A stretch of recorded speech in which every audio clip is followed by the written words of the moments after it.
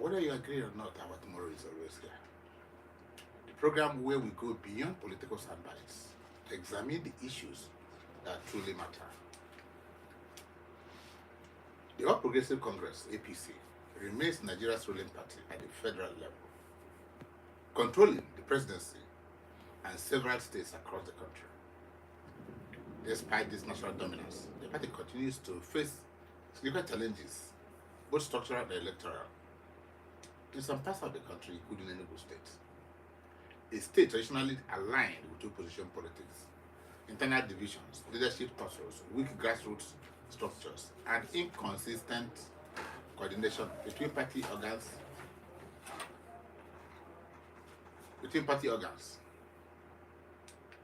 In 2025, the All Progressive Congress APC in Enugu State underwent what some people call a political tsunami. There was a major leadership shift following the return of Dr. Nwoye as the chairman of the state's newly inaugurated caretaker committee. This transition follows his brief exit from the party in early 2025 and is part of a broader strategic reset to unify the party ahead of the 2027 elections. And of course, the issue is, since Nwoye assumed office, what has changed in Enugu State APC? And so, how does the 2025 appointment of a caretaker committee resolve the long-standing factional dispute between Dr. Nwoye and Nwoye? What specific steps is the Nwoye-led committee taking to nullify past suspensions and reintegrate aggrieved members into the party? And to what extent has the progressive platform launched by Nwoye in 2025 been integrated back into the formal APC structure? These and many more questions are what outsiders, political watchers, are asking for answers from Dr. Nwoye. So, join me to welcome the chairman caretaker committee of the APC in Enugu State, a legal luminary, a political pundit, and if you will, a tested administrator, Dr. Nwoye. Doc, good afternoon. Good afternoon. Thank you for having me. It's always a pleasure to have you on Behind the Headlines. Same here. And today will not be actually an exception. So I ask you, I have raised a lot of questions. Yes, I in my intro. That is to say, how has the appointment been able to resolve the long-standing factional dispute between you and Nwoye? And of course, prior to your coming back, a lot of people were suspended from the party.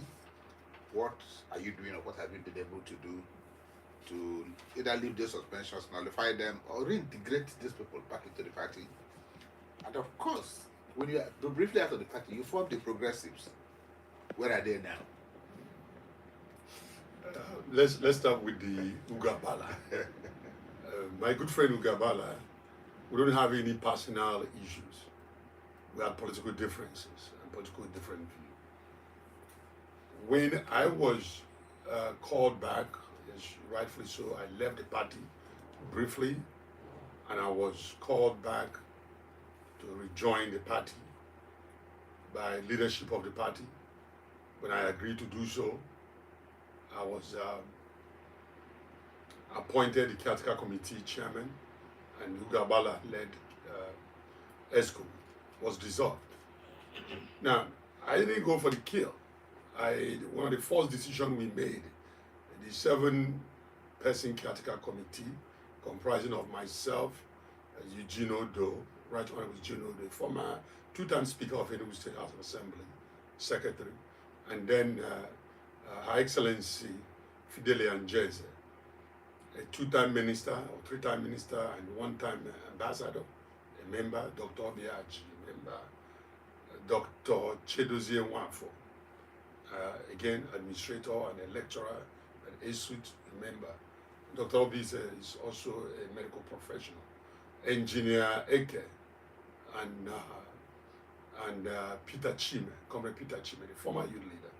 What we did, we sat down and we said, the first step in unifying the parties, let's look at the legality or illegality of the suspensions that were meted out to some big wigs of our party, and really big wig, really, really big men, and some women. And we looked at it. None of them would stand Monster or the smell test, if you look at the way they were all meted out. So we decided to nullify all suspension and all expulsion, not just for the big men, but for the not so big men. Those are the ward that were suspended. Then the next thing is we looked at the structure, the way the party structure operated, because people were consistently being removed from their seats. If you are expelled, suspended, or removed, they'll just remove you overnight and place another person. So we've discovered that many of the wards, out of the 260 wards, we don't have a single ward, not one, that had started with one ESCO and remained with one ESCO. There have been changes done locally. And when I say locally, I mean you have people's name who are claiming to be either woman leader or youth leader, or in some cases claiming to be ward chairman. And those ward chairmen and youth leader and women, their names were not at the national data. It's somebody's estimate. When you inquire, they say, oh, that person had been removed. We did the same x-ray at the local government level, at 17 local government, the exact same thing. We couldn't find any local government that had a consistent, on the book, ESCO members. They were mumbo jumbo. Some were suspended, some were expelled, some left on their own volition. So what it means was that the party was scattered. So we decided to dissolve all the ESCO from the ward to the local government. They were dissolved so we can rebuild. So once we did that, it became clear. Some people, of course, were not happy with the fact they were dissolved. But they were dissolved because at that point, you have people who were appointed illegally, people who were removed illegally. We wanted to have a streamlined political party structure. Then I reached out to Gabala. That's again on the issue of Gabala. And I told him when it was time to reform a caretaker committee for the ward and local government, which is what we are running on right now, a 9-person caretaker committee. And I reached out to him. I told him from those your supporters in the 260 ward, I need you to nominate 2 persons. And from those your supporters, from the 17 local government, nominate 2 persons. They will serve among the 9-person caretaker committee. And of course, it didn't sit well with a lot of people who thought I should have been going for Ugabala's truth. I should have chased people away. I should have lived with personal vendetta. And I told them, it's not about me, Nwoye. I'm a self-fulfilled man. I don't get nothing by witch hunting anyone, whether they are the supporters of Ugabala or supporters of Nwoye. We are interested in one thing in Enugu State. We want an Enugu State that is united, secured, where people can be free to live the optimum life. And for us to do that, we have a governor that is doing so well. At the time, the governor had not even joined us. But I was still pursuing the idea of getting him to join the party. So that he's not going to join a party that's disjointed. We can't just chase people away. I say that party is like church. Everybody is seeking to go to heaven. If you're doing so, you go through church. People are seeking power. If you're seeking to become head with a president or councillor or council chairman, you go through political party. And you don't choose who comes to church. Your enemies go to church. Your friends go to church. Your family members go to church. And, so you keep the party open. So we open it up for everyone. And he said the same thing with those who would administer the party. We can't just have our friends administering the party. Because at the end of the day, we need votes. If the Ugabala, no matter what he was doing, whether you like him or not, he had followers. And those followers have votes. So we reached out to them. So that gap had been closed. The party had been unified to that extent. Of course, it didn't sit well with those seeking personal vendetta. I'm still struggling to explain to those of them that are seeking personal vendetta. That is the old APC. We call them the old APC member. Some want to refer to them as the Aborigines. The Aborigine APC members. Some of them think that this is a time to take revenge, to let us take a look at those who caused social thing to us, who chased us away. I said, no, we can't do that. Then fast forward, because the party was becoming stable at the time, we were able to do a robust discussion with His Excellency Governor Peter Ndubisimba. And he was beginning to see that the possibility, because now we're saying everybody that was suspended, lifted, no suspension. Anybody that was expelled, come back. So you, of course, you had the big names, you know, Sullivan Chime, His Excellency Sullivan Chime, His Excellency Distinguished Senator Ken Namani, Mr. Kisto Kichuku, His Excellency Geoffrey Nyama, of course, my own humble self. I'm among those that were expelled from the party. You know, it's funny now and it's ridiculous now, but it's the reality of life. I was expelled by oral pronouncement. And those are the things that I pointed out as part of the reasons to change course.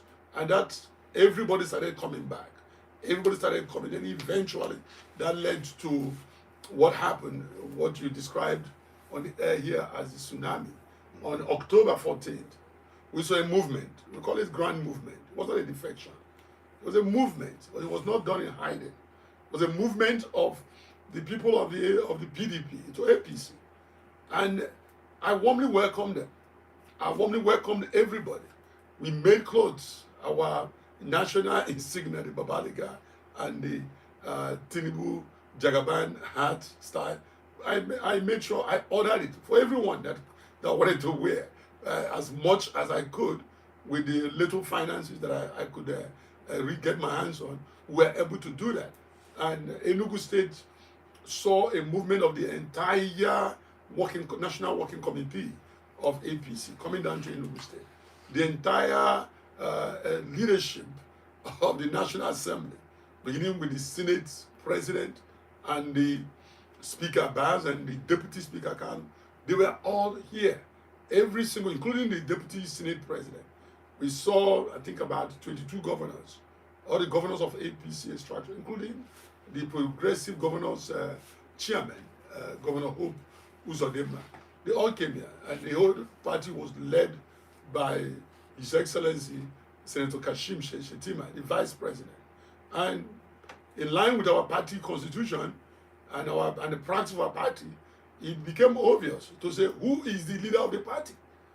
Our dear governor who joined on that day, I was again historically fortunate to be the one that registered our governor. The same way I have registered the past APC gubernatorial candidate. But in this time around, I did it in the government house. I registered him, issued him a party card.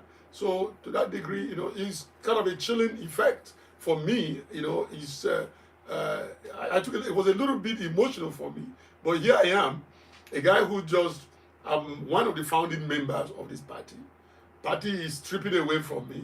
I'm told that I was suspended, first suspended, then expelled, then I was out of the party, then I came back, and now I'm receiving a sitting governor into the party, and not just a sitting governor, but with 23 members of State House of Assembly, 260 councillors, serving councillors, 17 serving local government chairmen, and then all the commissioners, all heads of parastatals, all, no exception, including his deputy.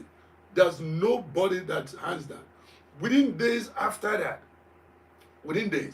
I had to go up to Abuja and receive additional 5 members of the National Assembly. These are historic heights.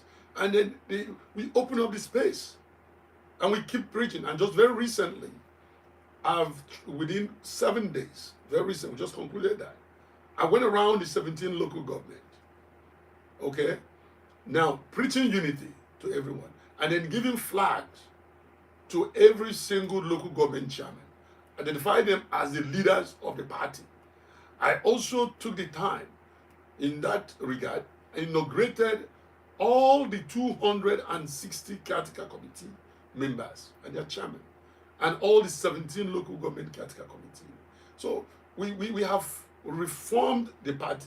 And when you look at, in each local government I went to, when we look at the ward structure, you will see those who were supporters and followers of Ugabala led ESCO, and those who were supporters and followers of Chief Uchenna, former Minister of Innovation, Science and Technology.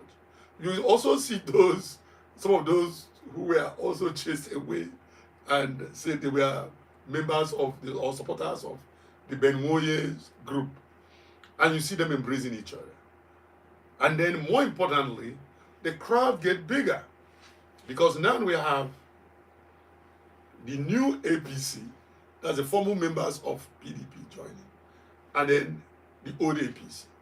In that tour was a gentleman par excellence, Dr. Martin Chukwuemeka.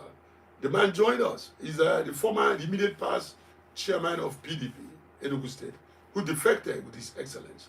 We also had in our company Honorable Frank Anioma, who is the SPA political to His Excellency Governor Mba. So we have this robust movement where anyone looking at it knows that Enugu State is now APC for sure. We are practically teaching people the slogan, because remember, you said it in your program. PDP had been here for too long. So the mistake may be done where you say APC and then they say something else. or where someone gets up to the stage and he wants to scream the part, and instead of saying APC, he says an extinct party. So we were taking our time. Not to call PDP's name. we took our time to do this. Or where someone shows up on the stage or coming to the arena, instead of carrying our broom, he's carrying some tattered item that he used for shelter in the carry an umbrella.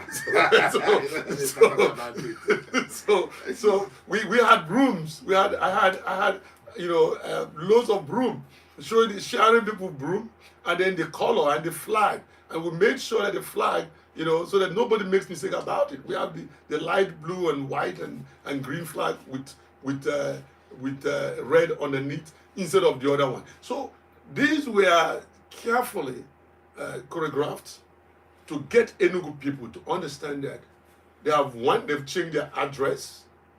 They're no longer going to that big plaza where their leaders go to get tear gas, where big men turn thugs. They are now in a different address, that is the Buhari house, where party business is done in a gentleman fashion. So these are the things we took down to the grassroots. Okay. Ben, if I leave you, you will continue to throw banters at people. Well, I just want you to tell me how much Dr. Ben Nwoye has been able to manage the consensus of stakeholders who previously were anti-Ben Nwoye. There were a group of people then, they were so loquacious in their conduct that they termed their leadership a legacy of betrayal. Yes, they were. How are you managing them? Truth is something that is constant. That's what you can't change. Whether it's you're a Christian, we can use the coming of Christ. And by no means, I'm not comparing myself to him. Yes. The man was crucified. If Christ could be crucified, who is Ben Nwoye? We're talking about a God himself being crucified. So, nobody. So we take it. I'm a Christian. I'm far from being a Christian. I'm deeply, deeply spiritual in things I do. Those things happen because God allowed it to happen. It is meant to educate us as ordinary beings. Those things, it's living. I just told you, I led APC for 8 years, fighting the cause of opposition, giving voice to those who didn't have voice. I had people who couldn't have ran for any office, if not the fact that I put my time, my money, my intellectual property, my intellectual capacity to the forming and administration of an opposition platform. Okay? Now, you come to see, fast forward, 8 years after, people whom we admitted into the party, because it wasn't actually Ugabala. We have to set his record straight. Ugabala was not the genesis of the go and kill Ben Nwoye stuff. And it wasn't Uche Nnaji. It's not the genesis. Okay? By the time I was about to leave, some people whom I admitted into APC, people I personally registered, went to their home and registered them. They sat around and took a decision to remove Ben Nwoye. Of course, I gave them a fight, and I gave them a run for their money. In the process of that fight, Ugabala and Uche Nnaji came in and took over the party with the help of our big brother from Enugu State. They took over the party. They did not take it over from me, but they took it over from those people who thought they had snatched the party. Now, but because I stood by the truth, I did not even go to retaliate against those people. Ugabala pleaded with me to join him so we can fight everybody. I said, no. These are honorable men. They might have made a mistake. But we need to get everybody together. When he said no, I said, okay, I will not work with you. He's alive. You can ask him. If he's willing to say our discussion, I have witnesses. But I went to him.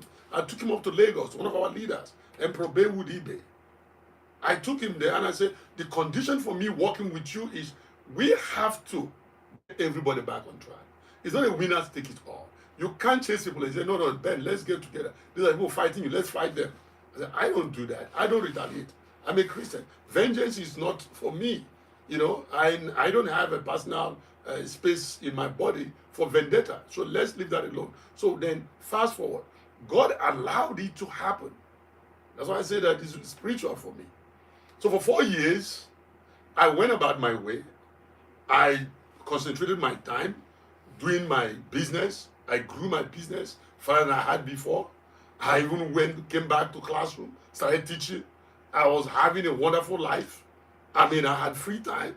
Okay, I was thinking about being like you, going to writing, because you need time to research and write. Of course, I'm jealous of you. You put up plenty of things that people will read, you know, long after you're gone. So, but for the technology that we record this, I don't have that much like you.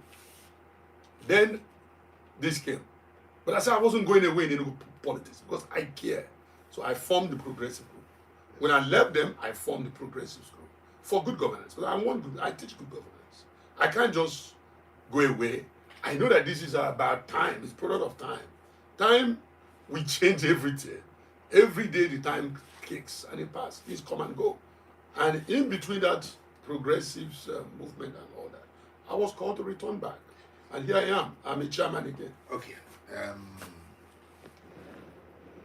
Dr. Ben, when you visited this studio some time ago, we were talking about a possibility, a likely possibility of Governor Peter Mbah of Enugu State joining the APC. It was then in rumor, it was in the rumor mills.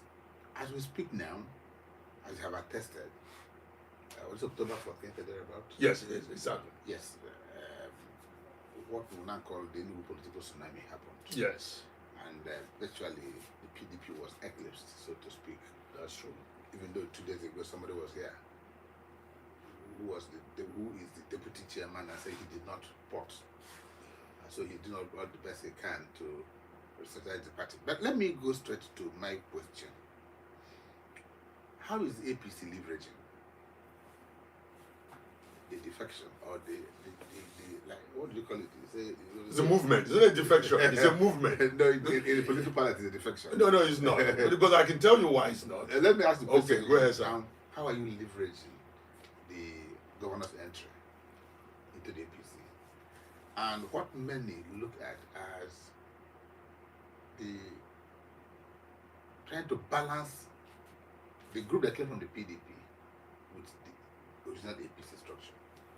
How are you balancing the act? Okay. Because it's a delicate one. Yes, you are absolutely right in your observation. But getting back to the issue of defection, wasn't a defection. We can check you of course, a wordsmith. The dictionary definition of defection is negative, and usually it's done in hiding. You're a wordsmith, you know that. Was it It was a movement. Because it was a movement, it was done in the open, It was done proudly. It was done at the square, the Opera Square. That is the Enugu State front yard. Defection is done, is done underneath. It's negative, because negative When connotation. Peter left PDP to join Yes. APC. So when exactly, that's what I mean. When he moved away from PDP and moved into APC, it was a defining moment for Enugu State. I was coming from where we are teaching people how to do e-registration. That's the leveraging we're having. There are so many people who want the card, but APC have gone smart in terms of technology. We are no longer just doing card registration. We have hundreds of thousands of people who want to register. And we open up the space. It is not going to be about we follow a guy around and then ask the guy to bring the ward register and the ward card to give us card, and we pay the person money. All those things they did in the days of the other party. We can't do that. Or when we decide that this person cannot join the party and we label that person. No. It is automated, almost automated. So we are, as of today, we are training people, five person from each of the 17 local governments on e-registration platform. By Saturday and Friday, we are going to repeat more numbers for all the 260 wards. We're going to train we count how many, polling units you have in each of the wards. Some would have as little as 9, 10 polling units. Some have up to 29 polling units. We pull those people out because our registration is at the polling unit base. So we are looking at 2027. We are preparing. So what we are doing, we're not looking at it like, in those days, it used to be they say that there is no opposition in the Enugu State. We know that there is opposition. When PDP were held in swear, they said there is no opposition. It's not true. We know that even still now there's opposition. Yes, you pointed that out.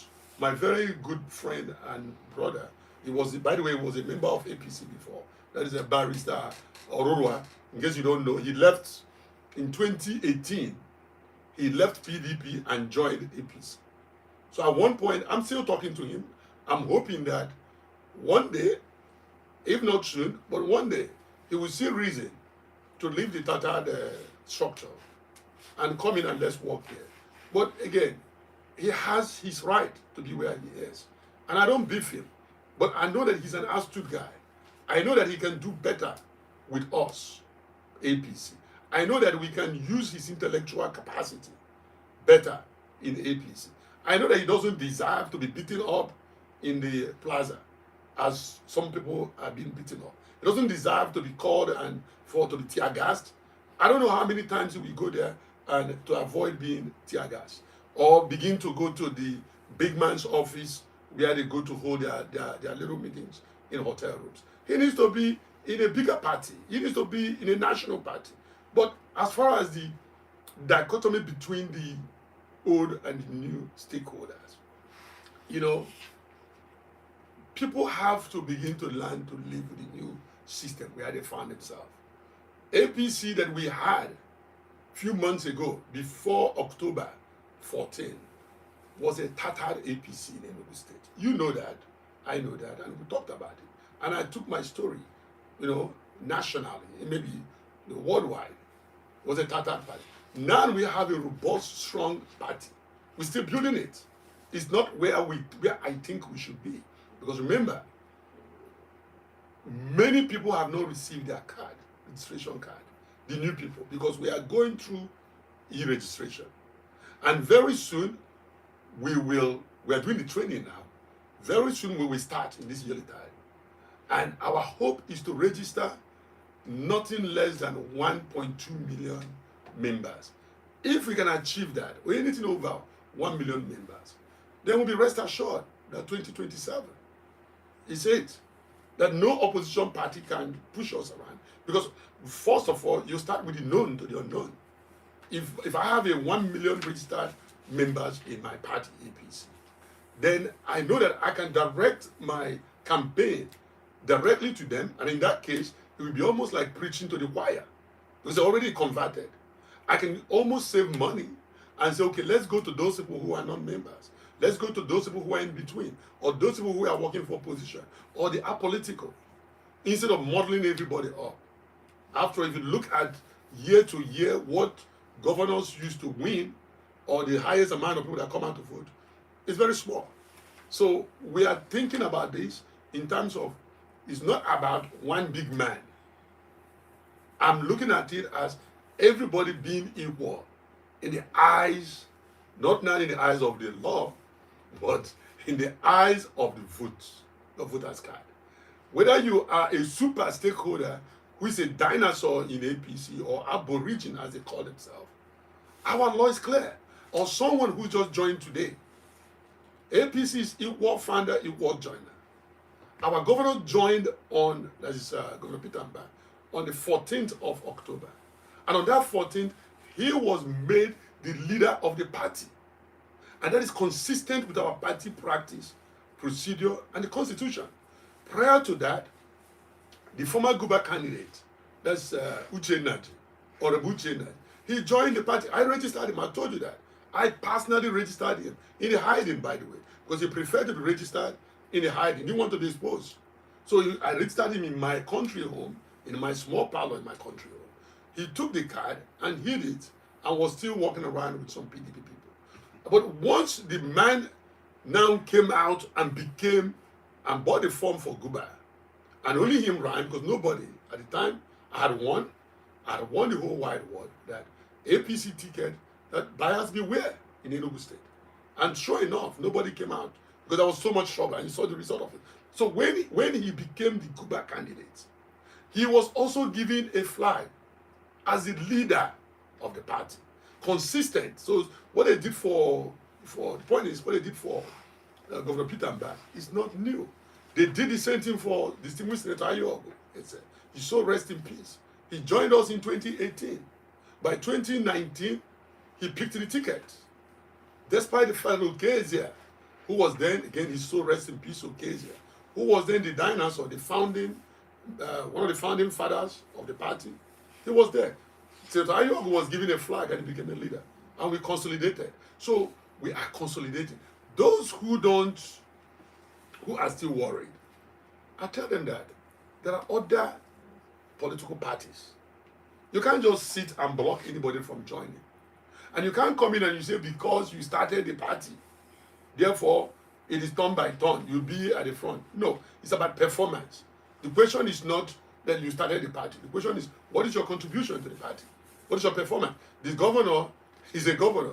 He not only contributed himself, but he contributed 23 members of the House of Assembly, 5 members of House of Reps, all the commissioners, all head of parastatals, all ward councillors, and all the 17 chairmen, local government chairmen, the mayors. So he had a huge contribution to the party. Okay, I have some very troubling questions.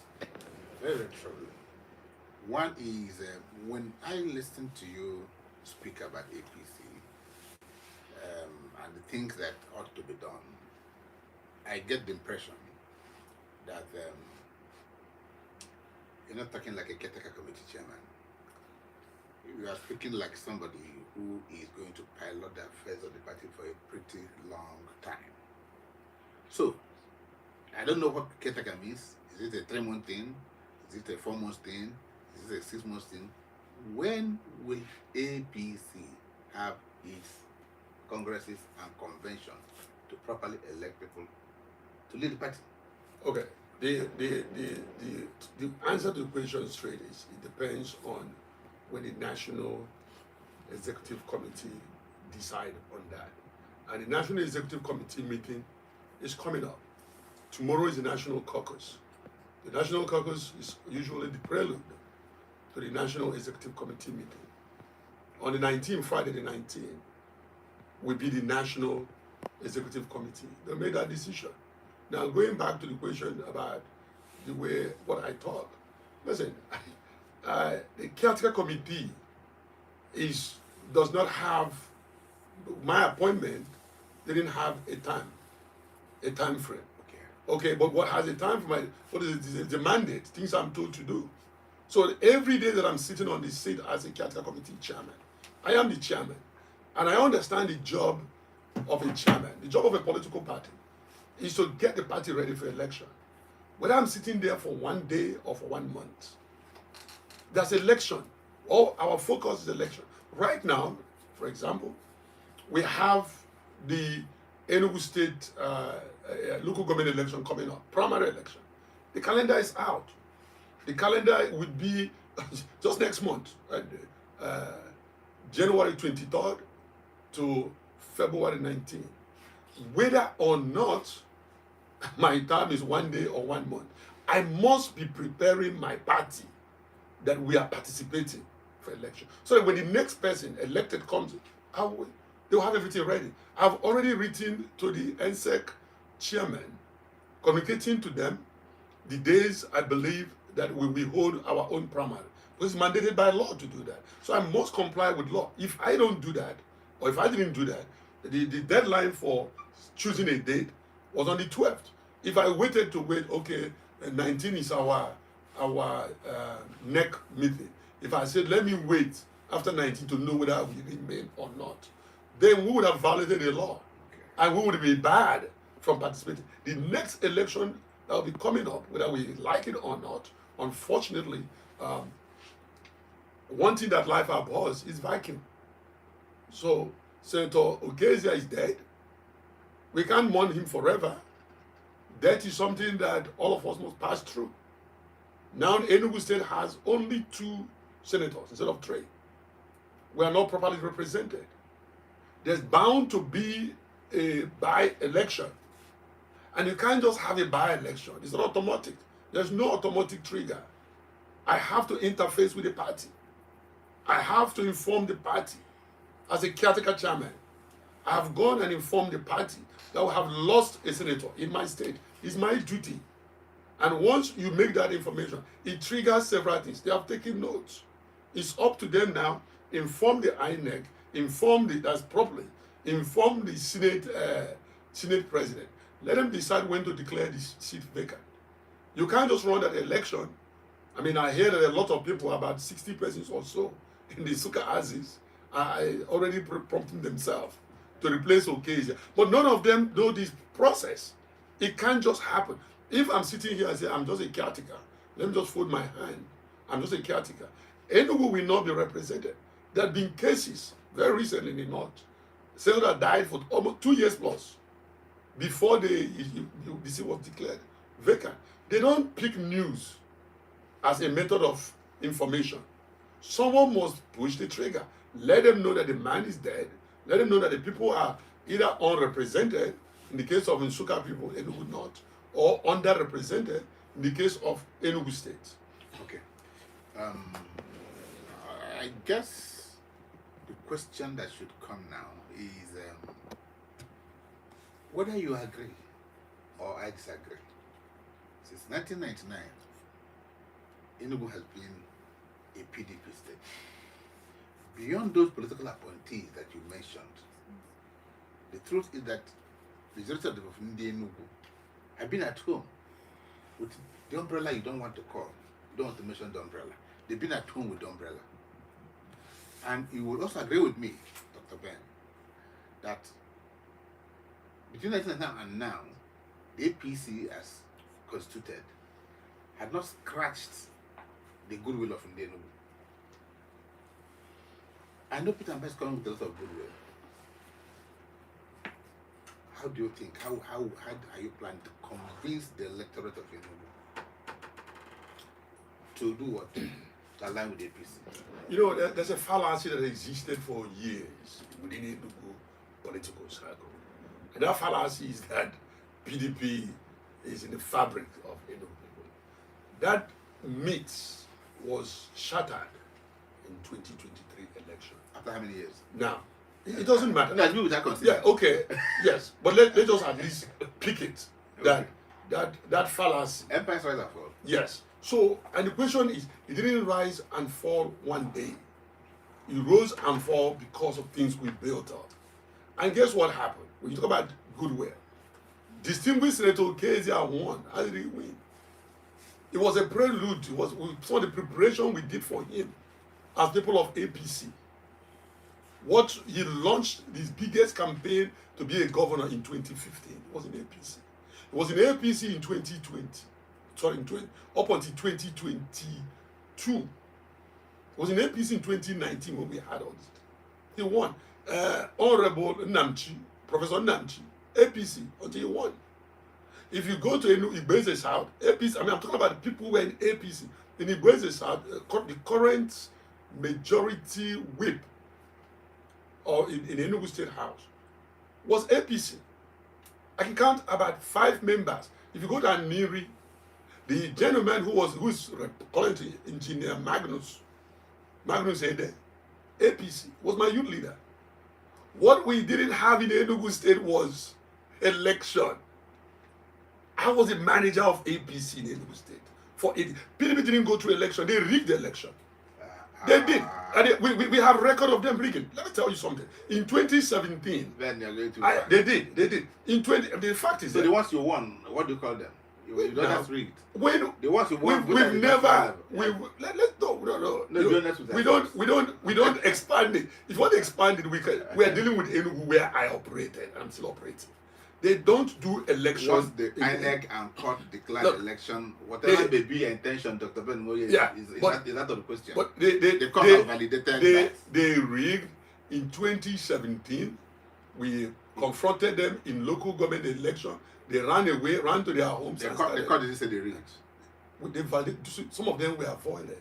Some of them were avoided. Court, by the way, court is not a decider of election.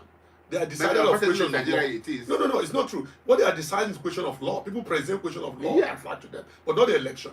When people think that God decided election, they don't decide election. If someone goes and gets instrumentality of manipulation and does it, and someone goes to court, court will only decide based on the law and the fact was before them. Okay, That's not the I want you to hold that thought. We'll just go on short break. We'll continue. I like this here court idea. And don't run away from it, because when you begin to say court, you discover there are hardly any election in this country. They are not court decided. I just don't see that. Okay. Decided. Okay. I see that. Don't go anywhere. We'll be back shortly.